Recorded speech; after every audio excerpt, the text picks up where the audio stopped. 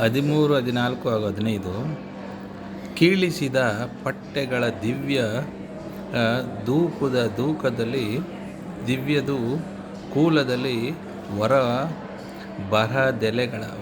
ಬರಹದ ಎಲೆಗಳ ಚೂಳಿಕೆಯ ಕನ್ನಡಿಯ ತೋರಣವೆರಡು ಪಕ್ಕದಲ್ಲಿ ಮೇಳು ಮುತ್ತಿನ ಸೂಸುಕದ ನೇಪಾಳ ಚಮರಿಯ ದಾಳಿಗಳಿ ಸಮ್ಮೇಳದಲ್ಲಿ ಸಮತಳಿಸಿದರು ವೈವಾಹ ಮಂಟಪವ. ಅಂದರೆ ಉತ್ತಮ ವಸ್ತುಗಳ ಪತ್ರಗಳಲ್ಲಿ ಬಂಗಾರ ಲೇಪ ಮಾಡಿದ ತರಾಯಿಗಳನ್ನು ಜೋಡಿಸಿ ಕಟ್ಟಿ 2 ಮಗ್ಗಗಳಲ್ಲೂ ತೋರಣವನ್ನು ಕನ್ನಡಿಯನ್ನು ಇಟ್ಟು ಮೇಲೆ ಮುತ್ತಿನ ಕುಚ್ಚುಗಳನ್ನು ಕಟ್ಟಿ ನೇಪಾಳದ ಚಮರಿ ಮೃಗಗಳ ಚಾಮರಗಳು ಆಡುವಂತೆ ವಿವಾಹದ ಭದ್ರಮಂಟಪವನ್ನು ಅಂದಗೊಳಿಸಿದರು.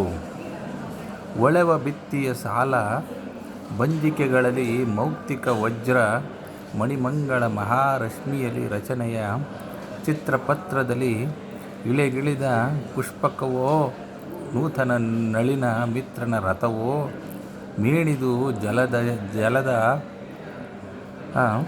ಶಯನನೋ ಸಜ್ಜೆಯೋ ನಾವರಿವಿದೆ ಇವೆ ಎಂದ. ಅಂದರೆ ಮಂಟಪದ ಗೋಡೆಗಳ ಮೇಲೆ ವಜ್ರ ಮಣಿಗಳ ಹೆಚ್ಚಿನ ಹೊಳಪಿನಿಂದ ಕೂಡಿದ ಸಾಲು ವಿಗ್ರಹಗಳಿದ್ದವು.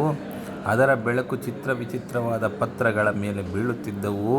ಇದು ಭೂಮಿಗಿಳಿದ ಪುಷ್ಪಕ ವಿಮಾನವೋ ಸೂರ್ಯನ ಹೊಸ ರಥವೋ ವಿಷ್ಣುವಿನ ಶಯ್ಯಾಗ್ರಹವೋ ಇರಬೇಕು ಎನ್ನುವಂತೆ ಮಹಾಮಂಟಪವು ಶೋಭಿಸುತ್ತಿತ್ತು.